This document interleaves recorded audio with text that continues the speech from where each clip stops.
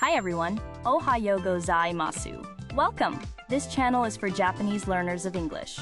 Kiyomo shadowing no lesson wo yarakimashou. Listen to today's real native conversation. Focus on the rhythm and shadow along. Practice daily to master tango, bunpao, hatsuan, and rhythm. Repeat and try again tomorrow if needed. Zehi. Channel no toroku wo onegai shimasu. Okay, are you ready? Here we go. Ever been in a situation where you just needed to, double check something, but you weren't sure how to say it right? It's tricky in any language, but especially in English. Absolutely. It is that moment where you want to be polite, but also clear, So how do you go about it? Well, for starters, the classic "let me check" works in a lot of cases. It's pretty straightforward, but is it always the best option? It's a good starting point, but sometimes it can sound a little too casual, maybe even a bit abrupt for business situations, right? Yeah, exactly. So if you want to step it up a notch, how about "let me confirm"? It's a bit more formal, like you're double-checking to be sure. Right. Confirm implies a bit more thoroughness, a deeper dive. It's like you're not just glancing, but really verifying something. Exactly. You're not just looking at it. You're making sure everything aligns, right? So what if you want to sound super polite? What should you use then? Then you could try. I would appreciate it if you could confirm. It adds that extra layer of politeness, right? Oh, that's a good one.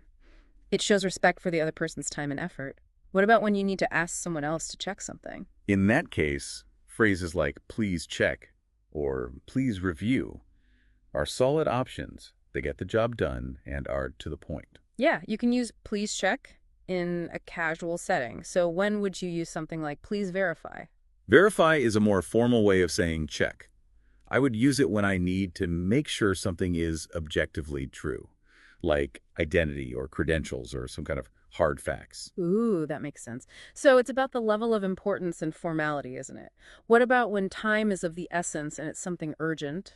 That's when you might use, "could you please check as soon as possible?" or "please check at your earliest convenience." This lets them know it's time sensitive but still polite. Those are super handy for deadlines. What if you need to tell someone that it is still being checked? What would you say then? Phrases like "it's currently being checked" or "I am in the process of confirming" work well. They let the other person know that things are underway. Right, keeping them in the loop. What if you are the one doing the checking, and it requires more than a quick look? Then let me review it, or "let me look into that for you" would be perfect. They convey that you'll take time to thoroughly check it. That's a good way to communicate that you're not just rushing through it. So it's not always check or confirm. There's so many ways to convey this. Exactly. And when it's about making sure something is correct before you move forward. You could try "please make sure," or for a bit more formality, "I want to make sure." Yes, it makes the intent very clear, like "let's us get this right" kind of vibe. Mm-hmm. What about those situations where you want to show some humility when asking? Then something like, "I would appreciate it if you could double check" can do the trick. It is super humble and respectful. Right.